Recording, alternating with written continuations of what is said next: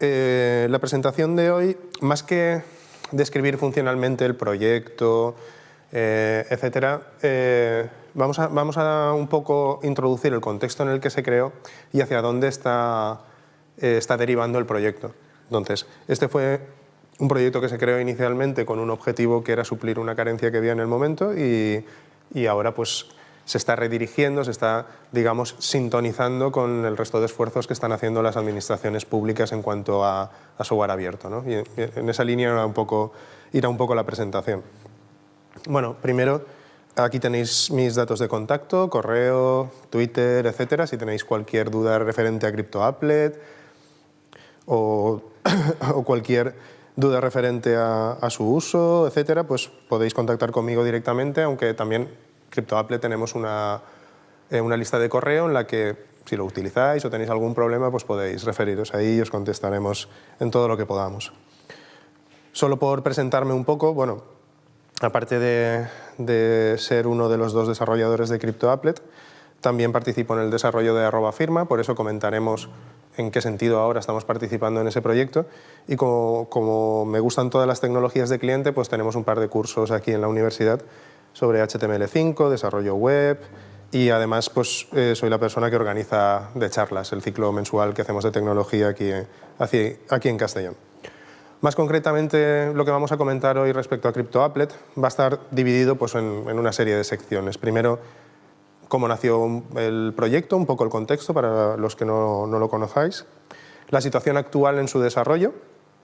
A partir del punto en el que se libera el código de @firma, cómo el proyecto CryptoApplet empieza a mantener una relación más estrecha con los desarrolladores de @firma y qué estamos aportando actualmente al proyecto.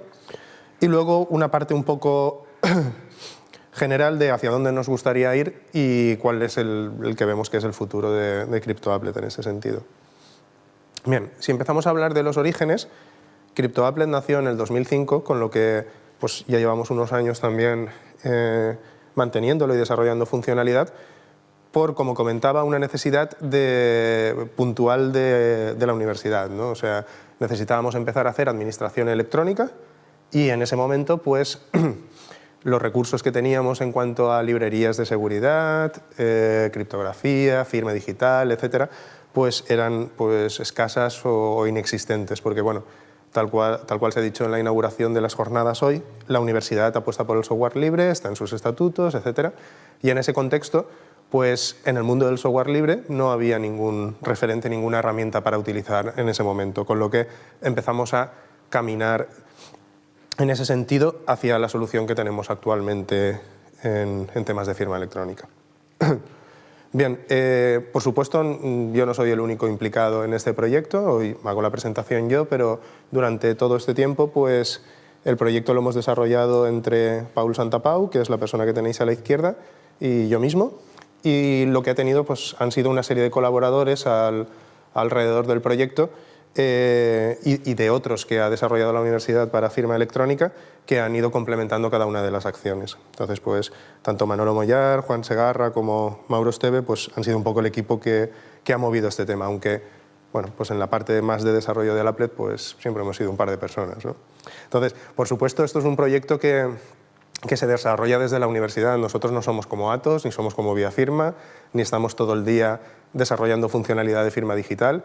Esto es un proyecto, como muchos de los que lleva la universidad, que tiene una dedicación parcial de nuestro tiempo y que hemos intentado ir adaptando al máximo posible con voluntad y con ganas, ¿no? Bien, me ha gustado ver en la presentación de la agencia tributaria una slide con algo parecido a lo que yo os pongo aquí, porque creo que ha sido el punto de partida de todo el mundo que ha hecho firma electrónica en años anteriores, ¿no? Digamos, antes de que se empezaran a desarrollar los applets para realizar firma, pues las únicas posibilidades que teníamos de integración pues eran, como bien han dicho en la presentación anterior, pues, la función SyncText que tenía Firefox, que tiene Firefox. Ya ni siquiera Firefox, Mozilla en aquel tiempo. Y los componentes que se distribuyen en Windows para tener una interfaz contra la API criptográfica que te proporciona, que es, en este caso se llaman Capicom, y que mediante Visual Basic Script te permitirían acceder a las funciones de firma digital. El resultado de estas dos operaciones, pues un PKCS7 con distintas características, bastante complicado de gestionar y que enseguida pues, se vio la necesidad de evolucionar, ¿no?, hacia algo un poquito que cubriera más las necesidades que estábamos teniendo en ese momento en cuanto a que la universidad comenzara la carrera de la administración electrónica. Otros proyectos que surgieron alrededor de la firma digital dentro de la universidad, por ejemplo, fue el proyecto Claware. Hasta hace unos pocos años a todos los estudiantes de la universidad se les repartía una memoria USB que ya venía preparada para que mediante una aplicación que se instalaba local en el cliente se pudiera crear una partición criptográfica dentro de lo que es el dispositivo USB para almacenar certificados.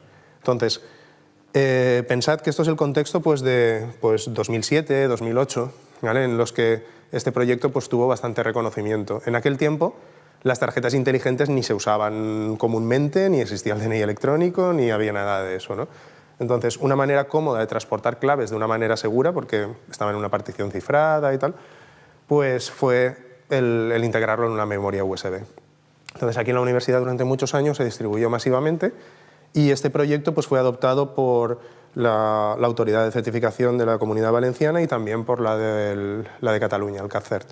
Entonces ellos hicieron sus despliegues de Claware y desde entonces pues, hemos mantenido compatibilidad con este tipo de dispositivos. Está claro que esto no es una tarjeta inteligente, la clave privada no se genera dentro del dispositivo, o sea, se consulta al dispositivo, no tiene las mismas medidas de seguridad ni tiene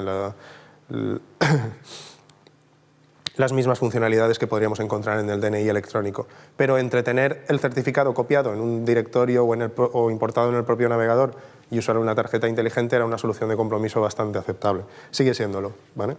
Lo que pasa es que el proyecto, pues bueno, con la aparición del DNI electrónico, etcétera, pues ha perdido un poco su empuje y ahora pues es un proyecto que está abierto, pero no se sigue su desarrollo.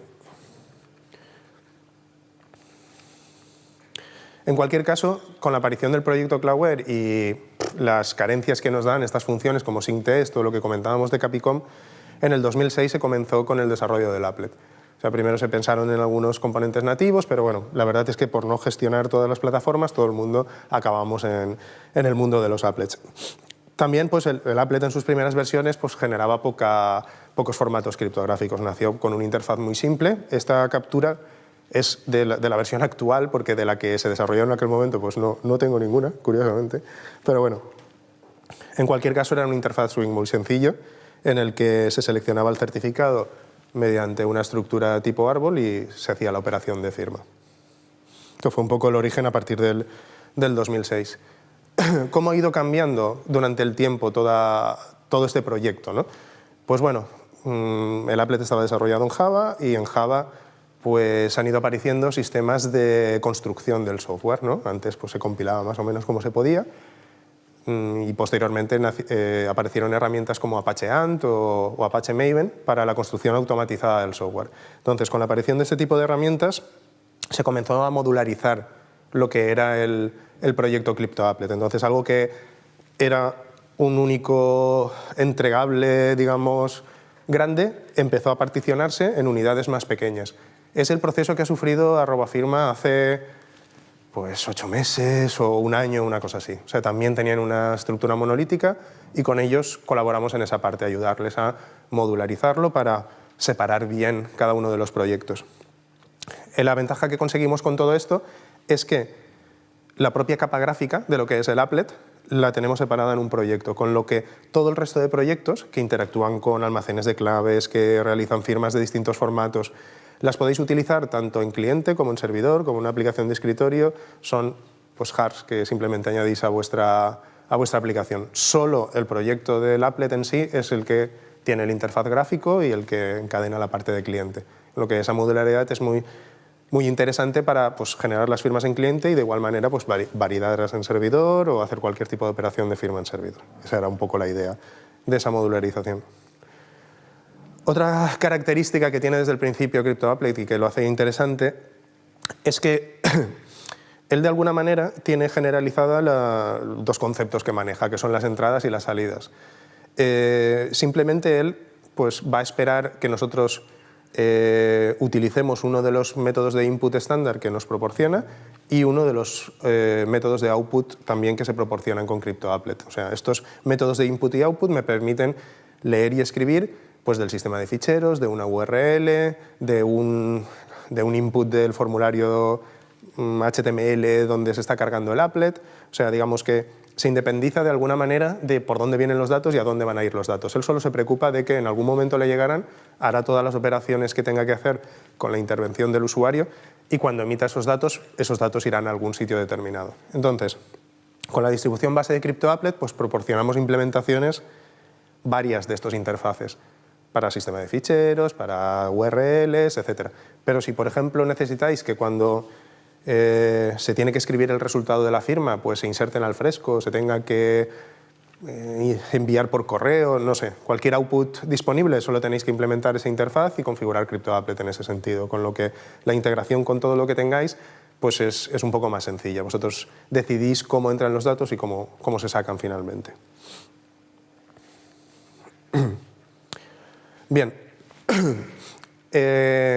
Como comentaba un poco al principio, la universidad pues, desde sus inicios apuesta por el software libre y todos estos proyectos que se han ido creando, se han ido generando durante el tiempo en la casa, en la universidad, se han ido liberando bajo licencia GPL y ahora últimamente EUPL, que es una licencia europea que reconoce la compatibilidad de los mismos valores que intenta promulgar GPL. En cualquier caso, se llegó a la creación de un espacio en la web de la universidad destinada a esos proyectos de software libre. Si entráis en esa página, vais a poder acceder a la información de CryptoApplet, a la información de Cloware y a un tercer proyecto que se creó, que también ahora está un poco en capa caída, que lo que nos permitía era crear una impresora virtual en Windows, de forma que todo lo que imprimiéramos en esa impresora se firmara de manera automatizada. Entonces, pues bueno, son todo proyectos alrededor de esas necesidades un poco de integración o de uso de la administración electrónica en la universidad. Por supuesto, código abierto y es donde estamos publicando los resultados actualmente. Dentro de la universidad existen un par de sitios más donde tenemos publicadas las versiones beta de lo que vamos haciendo, etcétera, y lo que estamos intentando ahora es unificarlo todo dentro de la misma denominación de proyectos TIC, para que sea un poco el market de las cosas que realmente han salido de la propia universidad.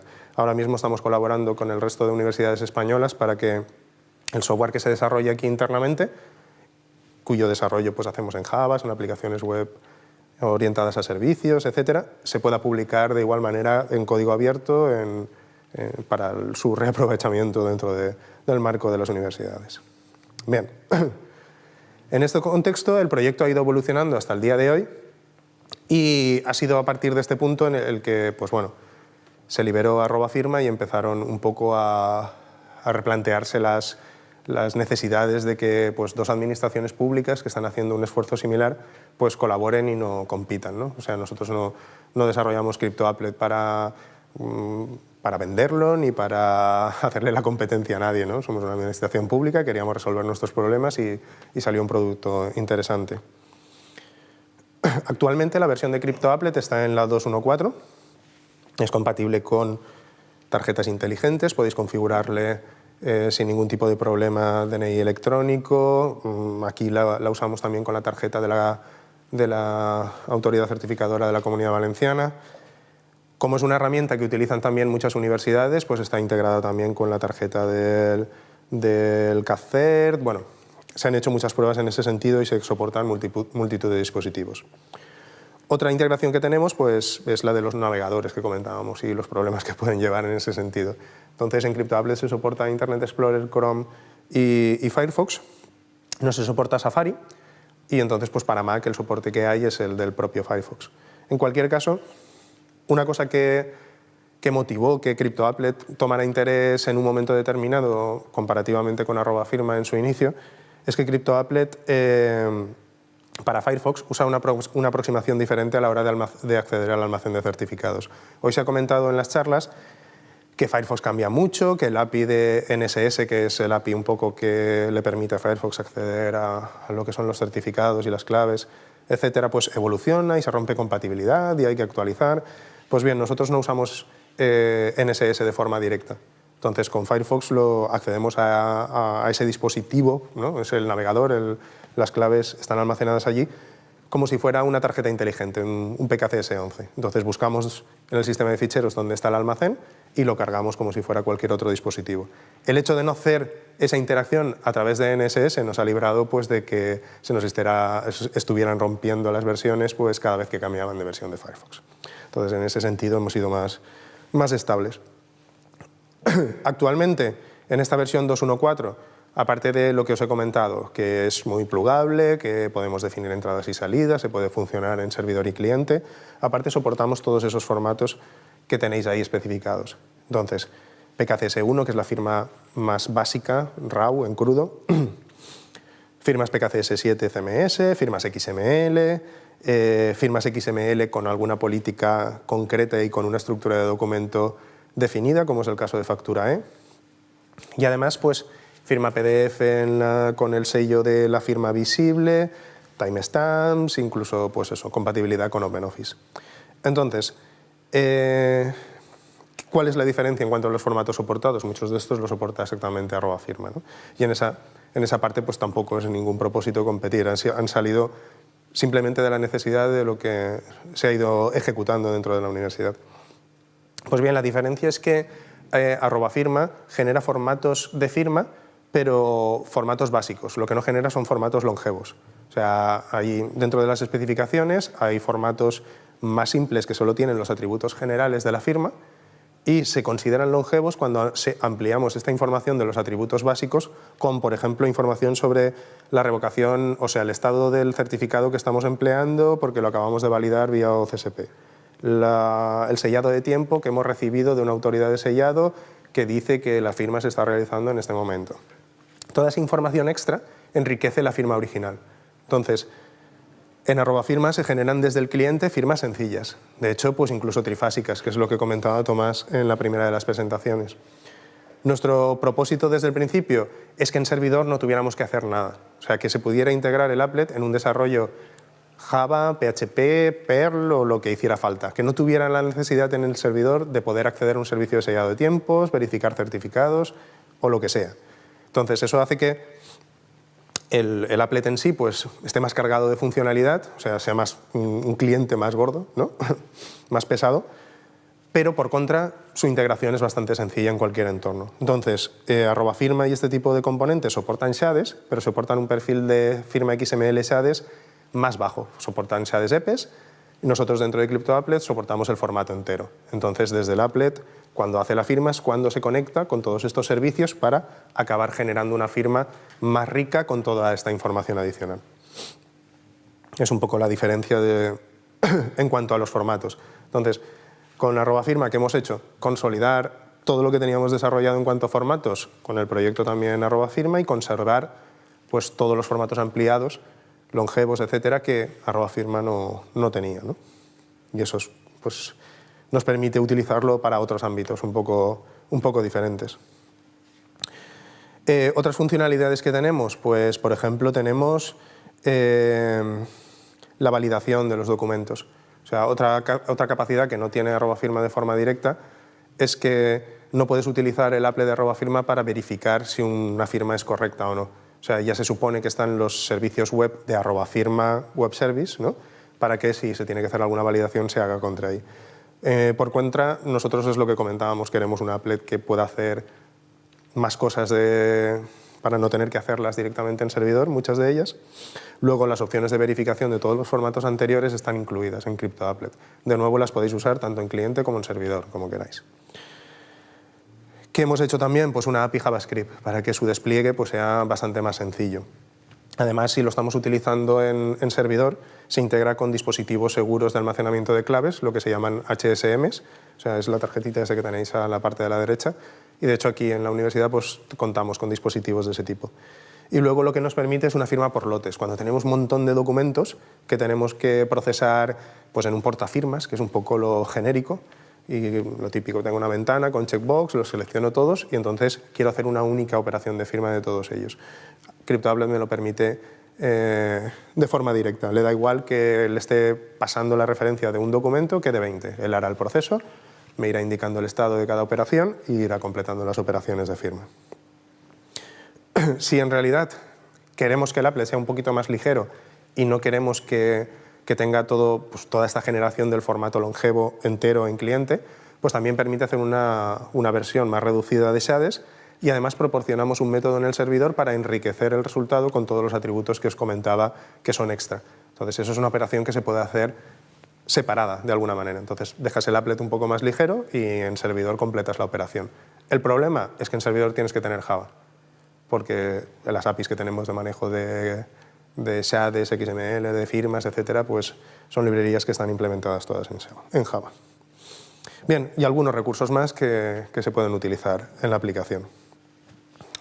Bien, inicialmente, pues bueno, todo el código del proyecto, etcétera, se fue liberando en una forja interna que teníamos en la universidad. Pues bueno, este tema ha ido evolucionando un poquito y ahora contamos con un mirror del código en GitHub para que la gente lo pueda encontrar y utilizar de una manera más sencilla que encontrar la página de la UJI donde está realmente el código y entonces accederlo ahí. Contamos con una lista de correo en Google Groups que nos permite la colaboración con más personas. ¿Vale? En realidad quería mirar cuántos suscritos tenemos ahora, pero la verdad es que hay un montón. Como es un proyecto que lleva bastante tiempo, se han ido suscribiendo muchísimas personas. Y utilizamos algunas herramientas de colaboración para facilitar pues, la gestión de bugs, etcétera, como son Jira. Ahora os hablaré un poco de algunas de las herramientas extra que utilizamos para gestionar el desarrollo en sí. Bien, paralelamente a lo que fue el desarrollo de CryptoApplet, surgió en un momento determinado la necesidad de implementar shades también.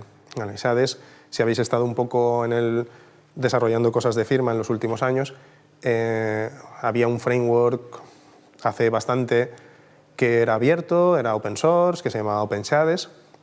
El problema es que implementaba una especificación bastante antigua. Entonces no había control, tenía muchas dependencias, entonces cuando lo cargabas en cliente te tenías que traer demasiados jars, ¿no? El applet empezaba a pesar mucho. Bien, pues en ese sentido encontramos una persona, un chico que se llamaba Miroslav, búlgaro, que había empezado un proyecto para implementar esto de una manera pues sin dependencia, sencilla, rápida y eficiente. Y ese proyecto se llamaba JShades. Entonces pues empezamos a participar en este proyecto, él lo dejó hace varios años y nosotros hemos continuado con la evolución de esta librería. JShades es lo que usa @firma para sus firmas XML. O sea, es una de nuestras contribuciones al proyecto. El proyecto lo seguimos manteniendo nosotros, pero se incorpora directamente ahí. Fijaos que no es una librería que genere toda la firma longeva entera. Solo llega a Bs, Epes y T. O sea, lo que intenta es que su uso en @firma y en applets ligeros pues sea lo más rápido, sin ninguna dependencia y a la última especificación, que actualmente es la 1.4.1. Pues bueno, es un poco lo que hemos comentado integrado. Ahora actualmente está integrado en las dos plataformas. Entonces, a partir de ese momento, con la relación que empezamos a mantener con @firma, etcétera, después de su liberación de código, pues bueno, empezamos a ver un poco cuáles serían los puntos de alineamiento entre los dos proyectos, ¿no? O sea, es lo que comentábamos, nosotros nos gusta el desarrollo de CryptoApplet, pero somos una administración y no queremos estar haciendo el trabajo por duplicado que ya está haciendo otra administración que está gastando dinero, está invirtiendo en gente que en el día a día trabaja exclusivamente para eso. Nosotros solo pues hemos sido un grupo de personas que pues, hemos acabado un proyecto un poquito más con el tiempo y con un poco de esfuerzo. En ese sentido, nuestro interés es que los proyectos se alineen lo máximo posible y la tendencia será, pues bueno, que con el tiempo, salvo que ciertas funcionalidades extra que tiene CryptoApplet no se agreguen a @firma, pues que los proyectos converjan de alguna manera, ¿no? Entonces, el primer paso es unificar interfaces. Lo que queremos es que desde CryptoApplet podamos usar formatos de firma desarrollados en @firma y al revés. Digamos que los módulos criptográficos sean intercambiables, que los podamos usar independientemente en un applet o en el otro, ¿no? Eso pues, nos permite trabajar de manera mucho más flexible, entonces es uno de los puntos realmente importantes. Otra parte en la que nos alineamos con ellos o complementamos lo que están haciendo Son los formatos de firma que os comentaba, pues añadir los longevos, algunos más que teníamos nosotros, las validaciones, etc.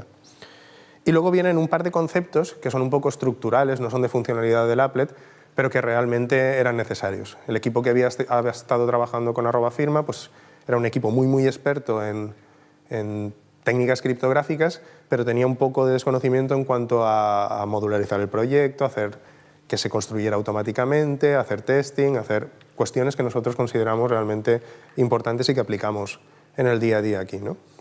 Entonces, nuestro objetivo fue desarrollar junto con ellos el sistema de construcción y con eso ayudar a que la comunidad pues, pudiera acceder a ese software, compilárselo de manera cómoda y así trabajar con él.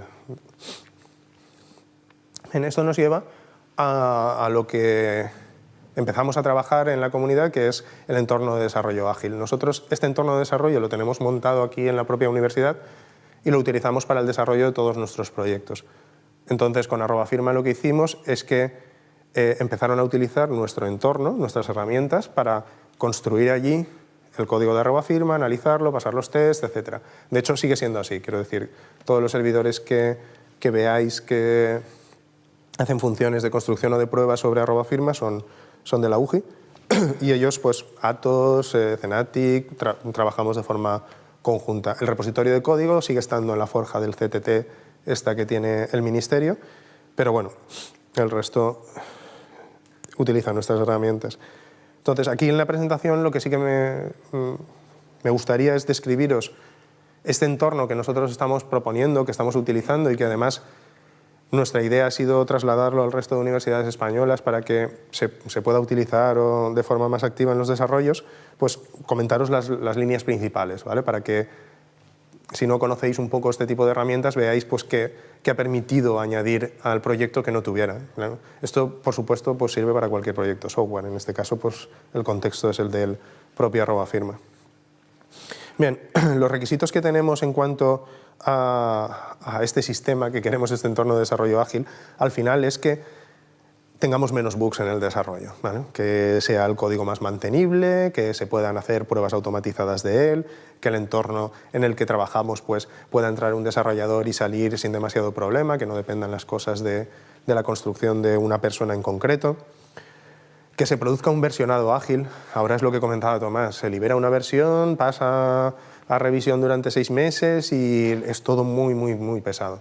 Entonces la idea que se está manejando es que haya entregas más continuas, o sea que se vayan cerrando release, pero alguna de todas esas pase ese periodo de 6 meses y se considere pues, versión de soporte a largo plazo, ¿vale? Que es algo parecido al esquema que usa Ubuntu o distribuciones de Linux, ¿vale? Que te dan una versión más o menos actualizada y luego te dan una LTS o Long Time Support con más revisiones extra, ¿no?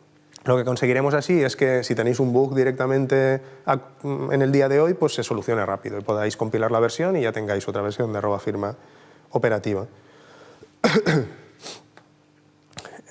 Bien, en ese sentido va todo el conjunto de herramientas que vamos a comentar.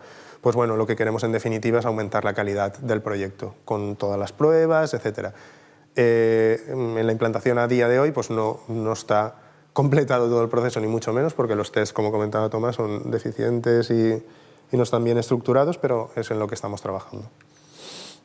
Bien, ¿y cómo se consiguen todos estos objetivos para poder dar soporte a la comunidad de @firma? Pues bien, en nuestro caso, primero con una gestión de proyectos. Bueno, esto ya no tiene mucho que ver con el tema de la firma en sí, pero bueno, el grupo de desarrollo de la universidad, pues en él utilizamos metodologías ágiles, en concreto Scrum, que es pues, una herramienta para poder gestionar la comunidad de desarrolladores en ciclos iterativos, más cortos, más predecibles, y vamos, que apostamos totalmente por este tipo de tecnologías.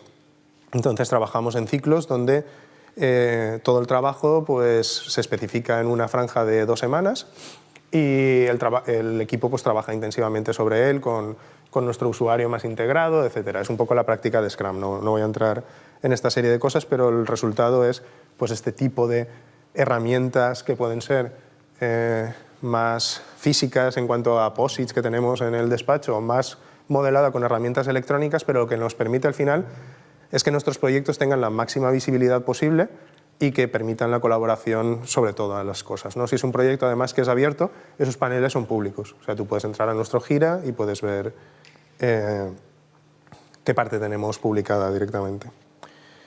Bien, ¿qué más estamos aportando al proyecto para que, como herramientas que lo puedan complementar? Pues bien, también tenemos herramientas de documentación y gestión del conocimiento.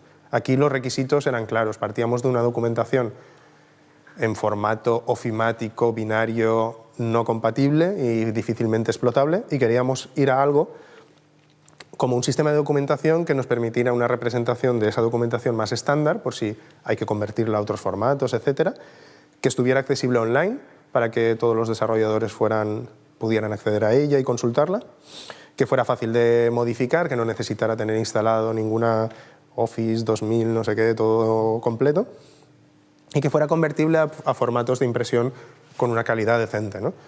Bueno, por supuesto, si es online, tengo esa información, pues que pudiera ser buscable de una manera sencilla. Entonces, en nuestro caso optamos por una herramienta que proporciona Atlassian, que se llama Confluence, es una herramienta de wiki, donde colaborativamente se va desarrollando la documentación.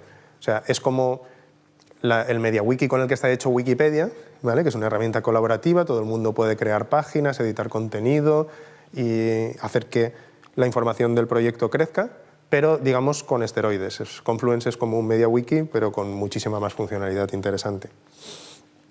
Bien, a eso le añadíamos la gestión del propio proyecto, ya pensándolo un poco desde el punto de vista de las metodologías ágiles que os comentaba que utilizamos aquí en la universidad. Entonces, lo que queríamos conseguir con este tipo de herramientas es que quedara una traza de todos los bugs, tareas, etcétera, que se fueran recogiendo en el proyecto. Más allá de lo que es el CAU, el helpdesk que han comentado muchos de los compañeros. O sea, que el usuario llama y deja la queja ahí y eso va a algún sitio. ¿Vale? Eso se trata de dar servicio al usuario, pero desarrollo no necesita esas altas de peticiones de forma directa. Eso tendrán que pasar algún filtro, se tendrán que ver y eso derivará o no en bugs o en cosas concretas. Pues bien, esa es la gestión de esa parte, de la del ciclo de desarrollo. Bien, con ella lo que hacemos es pues, repartir la carga entre los desarrolladores, poder planificar versiones de manera ágil, como comentaba, y además tener el histórico de todo lo que hemos estado haciendo del proyecto en un único sitio. No en una lista de correo, no en un CAU, o sea, en una herramienta centralizada a la que todos tenemos acceso. Bueno, en el mercado, herramientas de este tipo de código abierto hay un montón. Digamos que las que empiezan a ser interesantes, no sé si esto tiene láser, uy, madre mía. Vale, pues no. Bien, las que empiezan a ser interesantes son a partir de Redmine hacia arriba, ¿vale? Son herramientas gratuitas, algunas tienen plugins para metodologías ágiles, pero bueno, en nuestro caso, como complemento a la herramienta de wiki que os comentábamos anteriormente, pues nosotros elegimos Gira porque hay una diferencia muy sustancial respecto al resto de productos, con la ventaja de que si usas Gira para un proyecto open source es gratis, o sea, es la herramienta que usa la comunidad de Apache, de Spring Source, de todos los equipos en realidad de desarrollo de software abierto, ¿no? Entonces, en nuestro caso lo tuvimos claro, tiene una cantidad de funcionalidades muy interesantes, muchos módulos y plugins disponibles y se integra perfectamente con las herramientas que nosotros ya utilizamos para desarrollo y para funcionar normalmente. Esta es la pinta que tienen los paneles con los que trabajamos. Esto es una iteración en curso. O sea, os comentaba esta metodología ágil que utilizamos, pues tiene un desarrollo más iterativo y incremental. Y esto es pues, la radiografía del estado de esas 2 semanas de iteración, con cosas pendientes por hacer, cosas en progreso, cosas en pruebas y cosas finalizadas.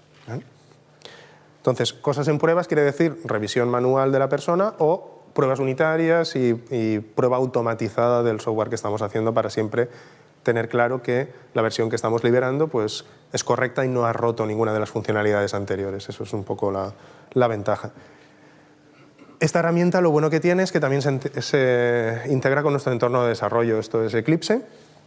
Y lo que veis a la derecha son toda la lista de tareas que o están asignadas a mí o que están abiertas. O sea, los filtros ahí son un poco generales, puedo buscar lo que quiera y en ese contexto trabajar dentro de mi entorno de desarrollo sin incluso salir del propio Eclipse para empezar a trabajar en una tarea, cerrarla o hacer cualquier tipo de operación. Esa es una parte que nos interesaba bastante. ¿Hacia dónde está evolucionando todo este tipo de herramientas? Pues sobre todo para comunidades de código abierto está evolucionando hacia herramientas que ya existen en el mercado y que dan este soporte, ¿no? Como ejemplo, pues os he puesto GitHub y Bitbucket, que en la actualidad son gratuitas. De hecho, GitHub es gratuita siempre que tu proyecto sea abierto, mientras que en Bitbucket, si te das de alta, tienes gratis el acceso para 5 usuarios y puedes crear proyectos tanto abiertos como cerrados, y los dos soportan pues distintos sistemas de control de versiones, tipo Subversion, Git, etc.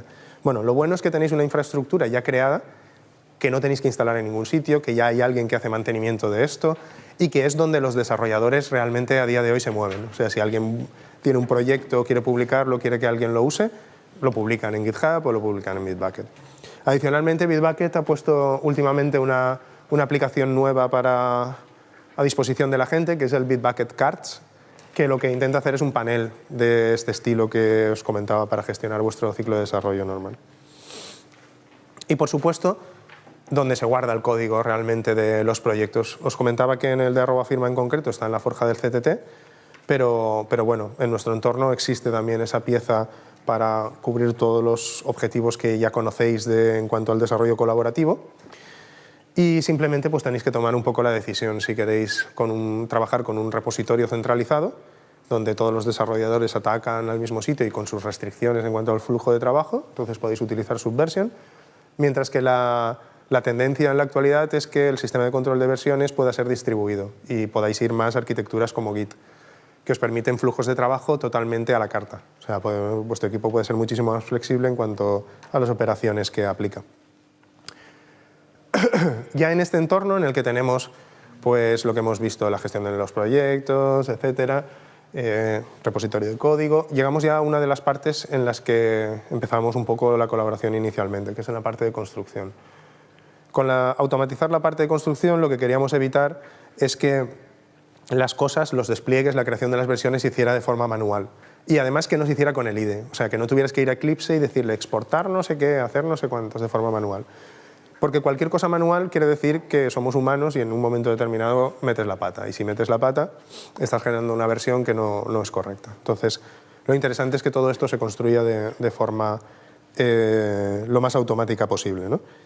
Además, cuando construyas, ¿qué cosas más nos interesan hacer? Pues generar la documentación de lo que son nuestras librerías, ejecutar nuestras pruebas y comprobar que está todo correcto. O sea, hay una serie de cosas que me interesan y las puedo hacer todas en esa fase, en la fase de construcción. Por supuesto, los objetivos es lo que os comentaba.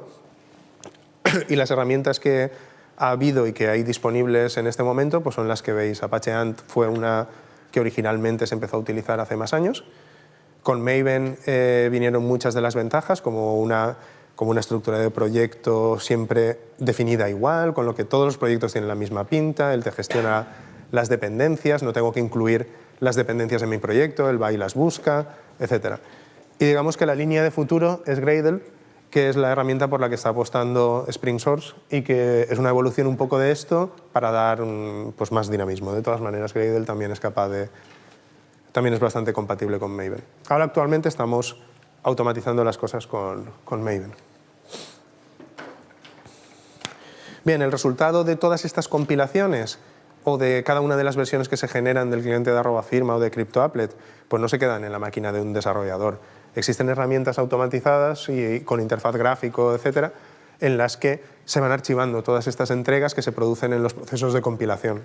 Entonces, pues nos dejan acceder a ellas y aquí podéis ver pues algunos de nuestros proyectos desplegados y ahí pues están todo, o sea, el código, la documentación, etcétera. Estas herramientas se les llaman herramientas de gestión de artefactos y nosotros en concreto usamos una que se llama Nexus. Resulta que la empresa que desarrolla Maven se llama Sonatype y desarrolla además el otro producto, que es un poco complemento de las dos cosas. Es el tándem que utilizamos. En general usamos esas dos herramientas porque durante el proceso de compilación, si tenemos una herramienta de este tipo, podemos acelerar mucho el funcionamiento. Maven es una herramienta que cuando utilizas una dependencia se va a internet a por ella, y esto es un poquito lento en algunas ocasiones. Entonces, esta herramienta te sirve un poco de intermediario. Es la que va a buscar las dependencias por ti y todo queda, digamos, dentro de tu ámbito local. Digamos, forma parte un poco del mismo ecosistema. Y otro de los aspectos importantes que hemos intentado añadir, que tenemos integrado para el proyecto de @firma, es el de integración continua. Os introduzco un poco el concepto. O sea, el concepto de integración continua es la disponibilidad de un servicio que está en un segundo plano, el cual va a monitorizar los cambios de nuestro proyecto. Cada vez que un desarrollador haga un cambio y lo suba al repositorio de código, el servidor de integración continua saltará. Eso quiere decir que ante cada cambio actualizará de forma todo automatizada, ¿vale? Él actualizará el código del proyecto e intentará compilarlo otra vez, pasar las pruebas, etc. Eso quiere decir que a cada cambio de cada desarrollador de mi comunidad va a haber alguien que se va a asegurar de que la unión de todo eso sigue compilando y mis tests siguen pasando, ¿no?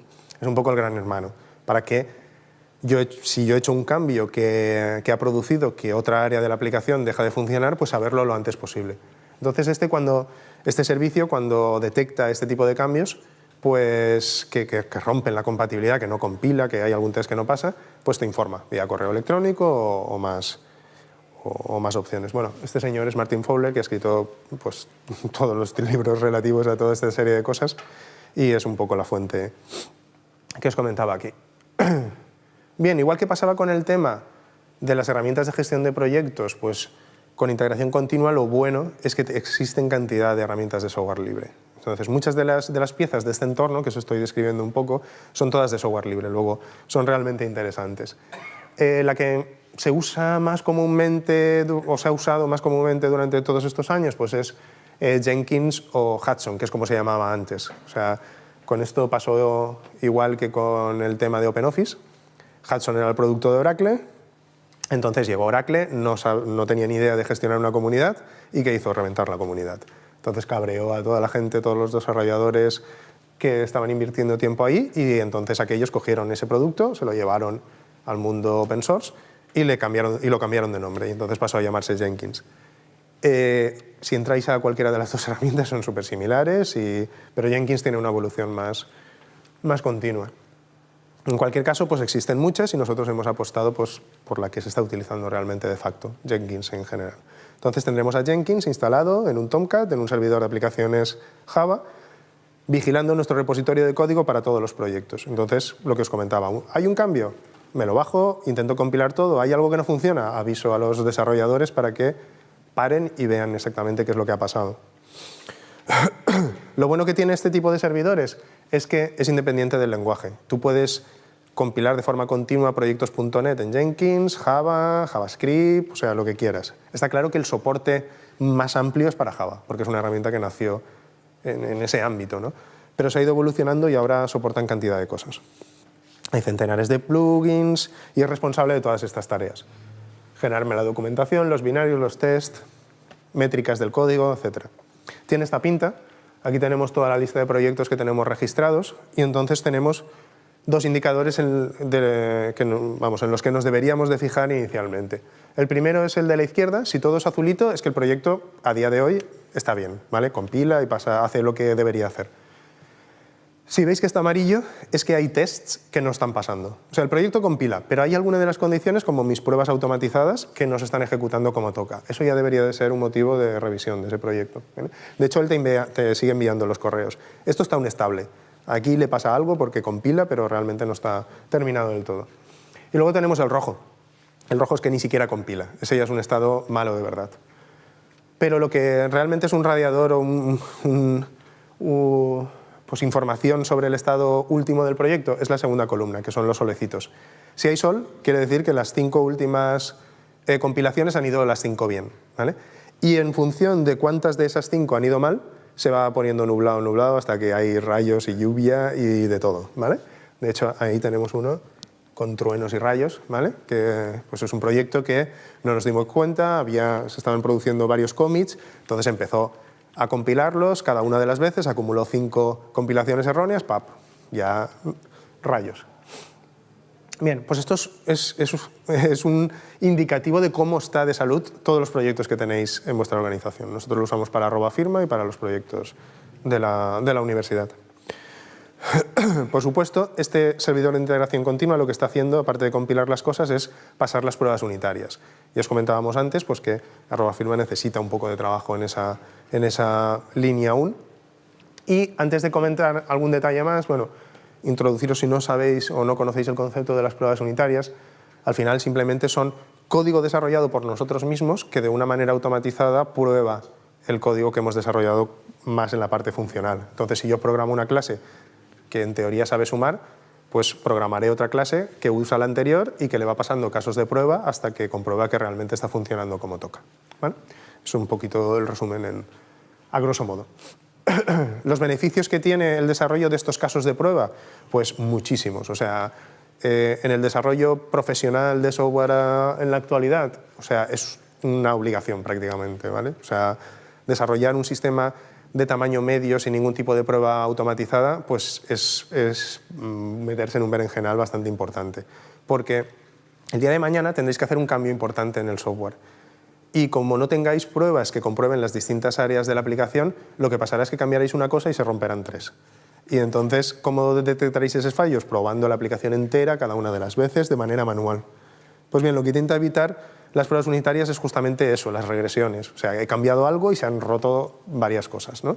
Si yo tengo mi red de protección, que son los tests, quiere decir que cuando cambie algo que afecta a más sitios, ¡pum!, enseguida saltará la alarma.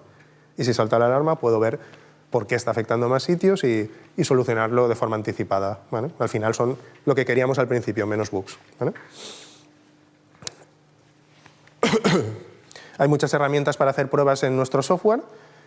Las más básicas en Java a nivel unitario, a nivel de las clases que estamos programando, se implementan normalmente con JUnit, pero si tenemos, por ejemplo, una aplicación web que tiene formularios en el que el usuario va apretando botones y haciendo comprobaciones, eso también lo podemos automatizar para que se compruebe de forma automática. O sea, puedo hacer simular que se hace clic en un botón, se va a otro sitio y se espera que el mensaje que sale sea correcto. En este caso, por ejemplo, que entra a la web de la agencia tributaria, a la de pruebas, por supuesto, que le da el botón de presentar declaración y ahí tiene que salir el applet, se firma y que luego el resultado en pantalla tiene un mensaje que dice OK. Todos esos flujos se pueden automatizar con herramientas como Selenium.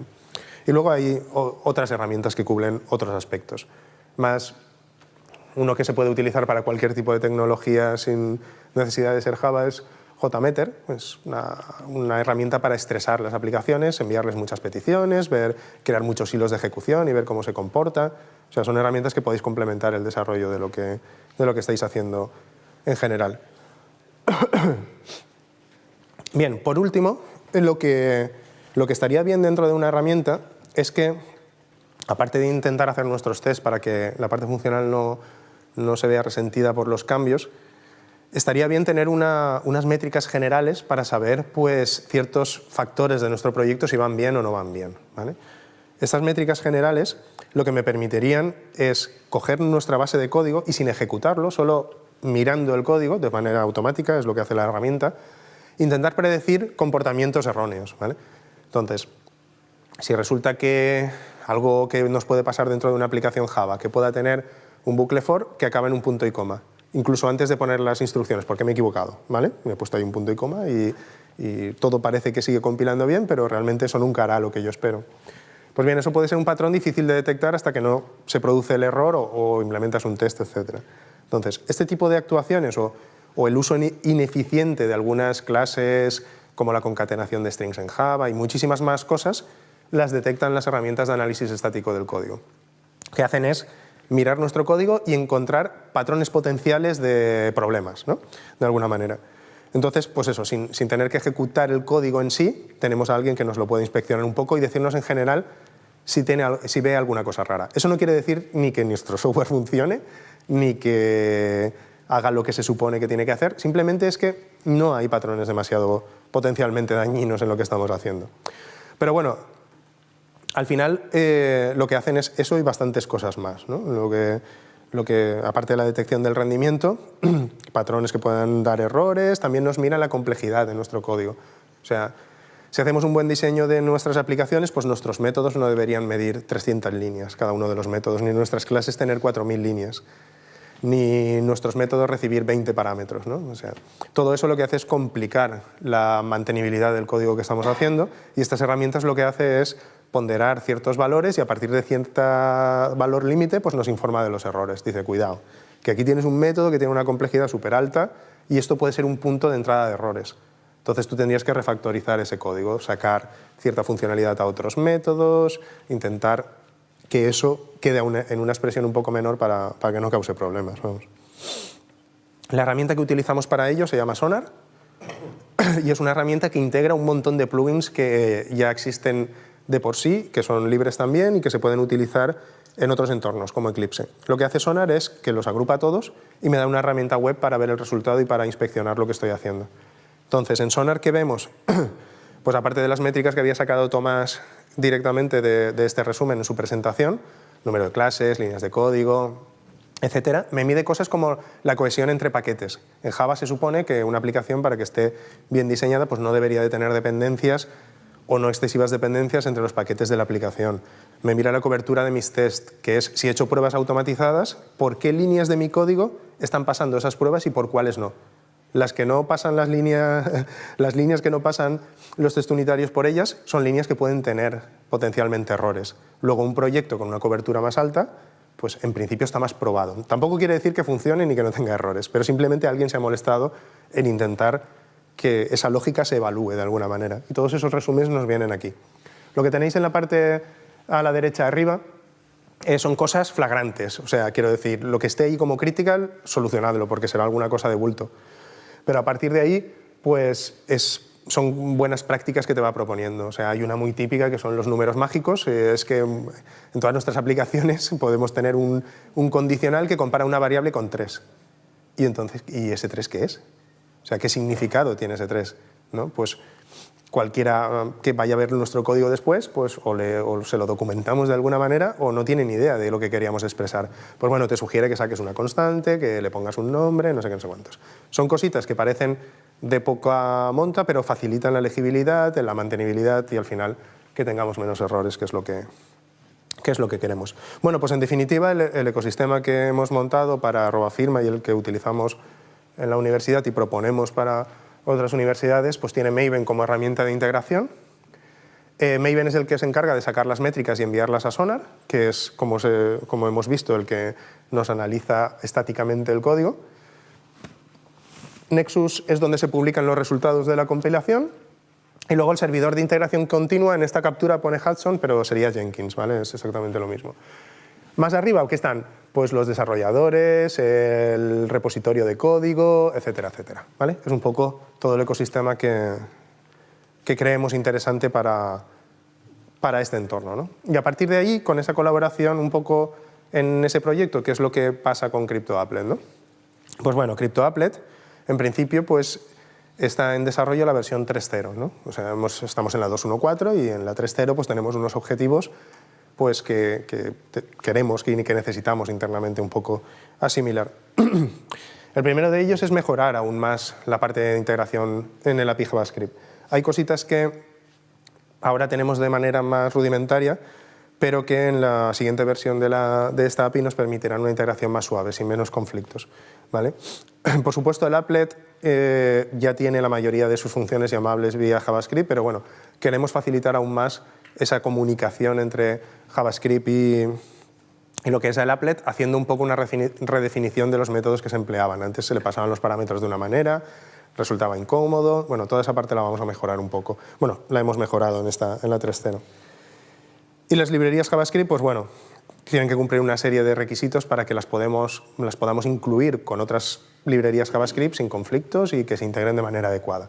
Nuestro objetivo sería que prácticamente pudieras utilizar el applet sin necesidad de ver una ventanita en Swing, ¿vale? Está claro que las ventanitas en Swing las mostraremos igualmente como mensajes de alerta, pero directamente la aplicación podría hacer casi toda la gestión desde un componente rico que está pues, hecho en JavaScript, que está más integrado con vuestras aplicaciones, que tiene la misma pinta, que no están tan intrusivo como es el componente Java que sale ahí con su estilo de swing de toda la vida y que bueno, causa un poquito más de impacto en el usuario.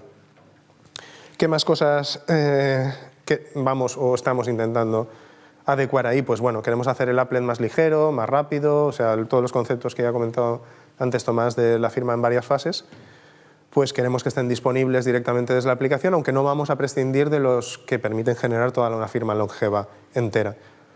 Este tipo de firmas en 3 fases son perfectas para un portafirmas, porque los documentos ya están en el servidor y solo deberías bajarte un resumen, firmarlo en cliente, enviarlo al servidor y que se acabe de componer la firma sin haber más tráfico de información por la red. Entonces, tanto para firma en movilidad como para portafirmas, pues es una estrategia muy interesante.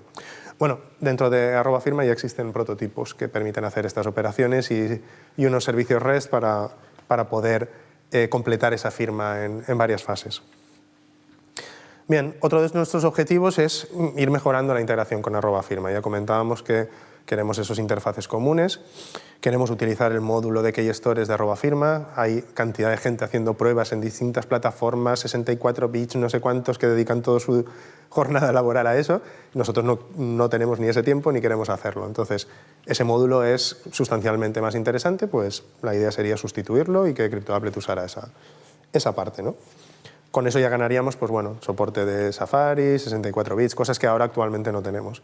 Y también por la integración del driver, del DNI electrónico, que es 100% Java, ¿no? Que es un proyecto abierto y que nos permitiría integrar con tarjetas inteligentes de una manera más cómoda. Y por supuesto, pues seguir ahondando un poco en las pruebas unitarias que tenemos en la aplicación. El proyecto nació en un momento en el que no hacíamos demasiado caso de estas pruebas automatizadas y con el tiempo se ha ido mejorando la base de test y continuamos trabajando en ello. En los 2 ámbitos, vamos, es la intención un poco, en @firma y en el ámbito de CryptoApplet.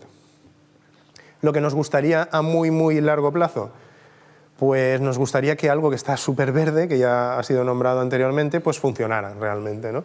Entonces, con el surgimiento de tecnologías actuales como JavaScript, que ahora pues tiene una potencia brutal y el soporte de estándares como HTML5, CSS3 en los navegadores, se ha abierto una línea muy interesante de herramientas y APIs que podemos utilizar dentro del navegador.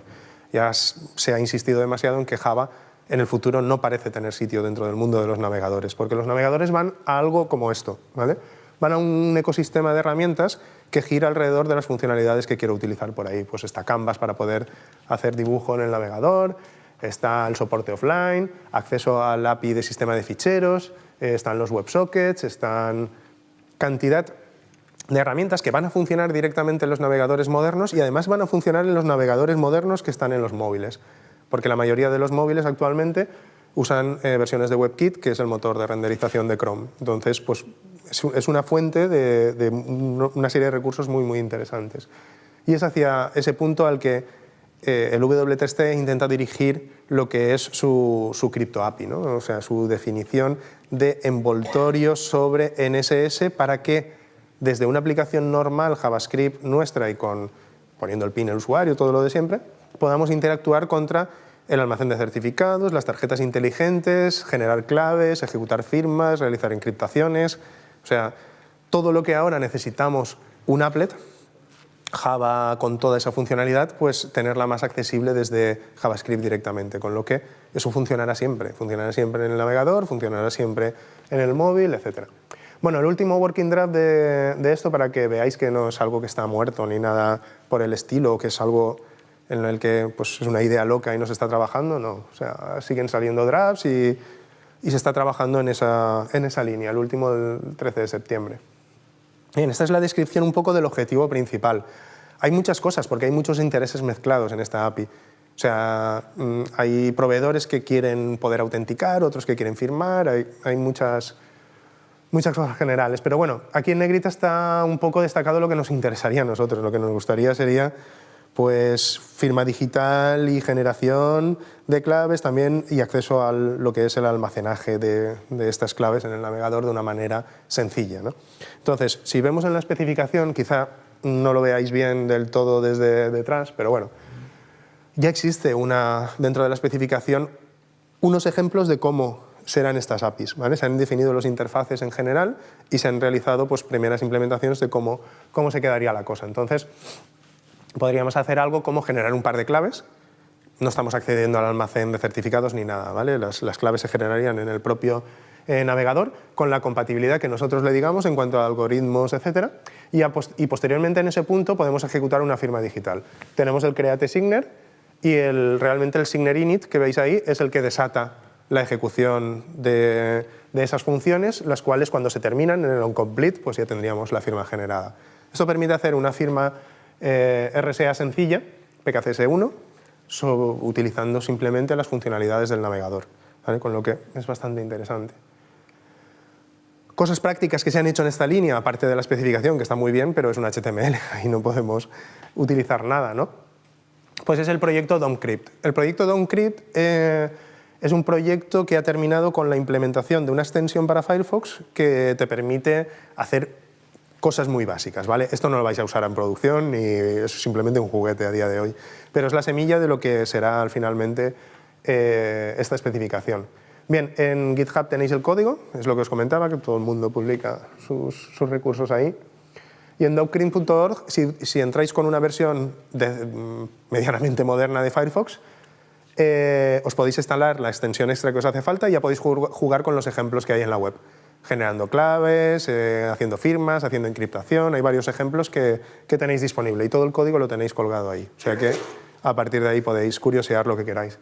Ahora, esto, de hecho, bueno, el logotipo pone beta, pero es súper alfa, vamos, es una cosa bastante inicial, ¿vale? No encontraba logotipo con la imagen de alfa, pero vamos, esto es súper alfa.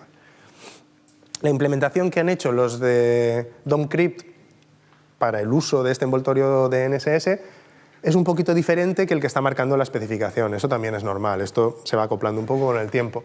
De hecho, utiliza una variable que se define globalmente, que es window.moveCipher, que no es exactamente lo que nos decía la especificación, pero el comportamiento es el mismo, ¿vale? Aquí tenéis un ejemplo de firma y verificación de un mensaje que tenemos en nuestra página.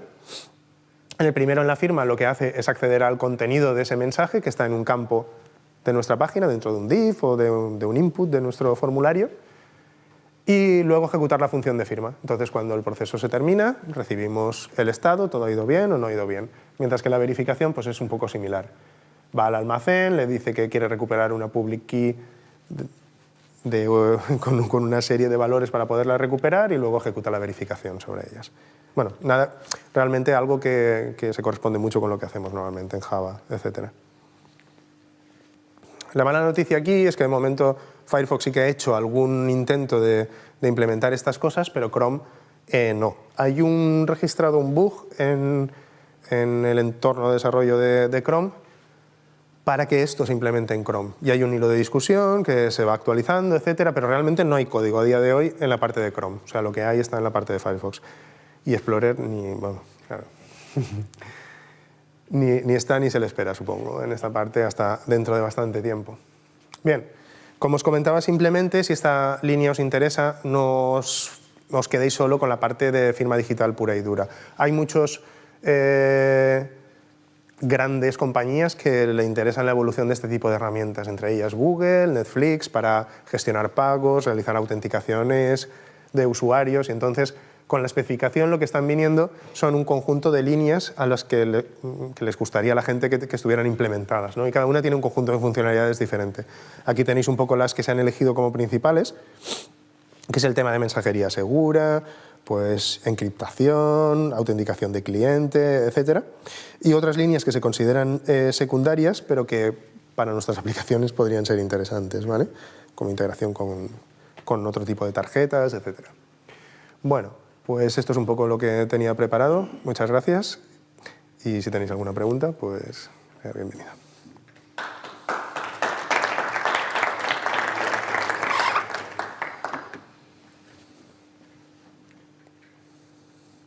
Una cuestión muy rápida. Vale. Que se lo pregunto antes, pero el API este de JavaScript, ¿accede al repositorio de claves privadas o a PKCS11 o no lo has mirado? No la especificación, que entiendo que estará puesto que debería, sino el plugin que ya hay. Este sí, lo que tiene es un envoltorio muy parcial de NSS. Entonces, solo las funciones un poco que les hacían falta para hacer la prueba de concepto. Entiendo que esa parte hay que ir ampliando lo que es el interfaz de ese JavaScript contra las funciones nativas para poder tener el soporte completo. O sea, en Firefox cuando desarrollas una extensión, que son los ficheritos estos que tienen formato XPI, que hay una serie de permisos que si el usuario los acepta cuando cargas la extensión te dan acceso directo a funcionalidades del navegador. O sea, entre ellas, por ejemplo, el acceso al almacén de claves, su gestión en NSS, etc. Entonces sí, a partir de ahí sería lo mismo que estás haciendo ahora con JNSS. Claro, que la función es directa para no tener código extraño en el navegador. Tienes en el servidor la composición en 3 fases, donde el PKCS1 lo haces vía JavaScript, te hagas instalación de plugins, de programas, claro. de la gana. Es la línea a la que le gustaría ir la gente. O sea, si el ecosistema que se está creando alrededor de HTML5 y JavaScript está compuesto por persistencia en local en forma de base de datos, poder acceder al sistema de ficheros, abrir WebSockets, o sea, cualquier funcionalidad que se añada a esas aplicaciones ricas que estamos diseñando tiene que tener esa interfaz JavaScript y estar integrado de una manera cómoda dentro del navegador. Esto digamos que sería como lo hubiéramos pensado si lo hubiéramos diseñado desde cero y no como hemos intentado que esto funcione mediante los applets que no han sido más que un pegote con el que ha tenido que trabajar el navegador siempre, ¿no? Bueno. Entonces la solución solo te queda hacer. Bueno, la solución porque... Sí, bueno, con la solución, como tampoco está ahora, quiero decir, no la puedes utilizar. Chrome, la incidencia... Sí, la incidencia la tienen registrada y están viendo a ver cómo se puede hacer. Hay bastante gente que está dando caña al tema. Lo que pasa es que estas cosas, pues, por supuesto, avanzan al ritmo que avanzan. Pero Chrome, cuando se pone con alguno de los aspectos de integración, tiene un ciclo de desarrollo súper rápido. O sea, quiero decir que ahora el prototipo esté en Firefox no quiere decir que si la especificación tira adelante, los de Chrome lo implementen en 4 días, como aquel que dice, ¿no? Porque al fin y al cabo, teniendo la parte nativa y esa solo es construir los interfaces y exponerlos a JavaScript, ¿no? Entonces, es una parte que podía ser relativamente asequible en ese sentido. Pero bueno, te sigue quedando Explorer, o sea que tampoco en ese sentido. Y además, el usuario tiene que instalar algo. Sí, la extensión. En este caso, ahora... Por cada navegador que quisiese utilizar. Además, si quiere usar Firefox, se instalaría la extensión de Firefox y si quiere usar Chrome, la de Chrome. Eso en una fase inicial. O sea, lo que pasa a posteriori es que esas extensiones, si realmente forman parte de un estándar y se incorporan, pues pasan a formar parte del core del navegador. Lo normal es que pasen por esa fase. Primero, pues, extensión que te da esa funcionalidad, más a un futuro integración dentro de la propia herramienta. Más poco a poco. ¿Nada más? Pues nada, continuamos con la siguiente.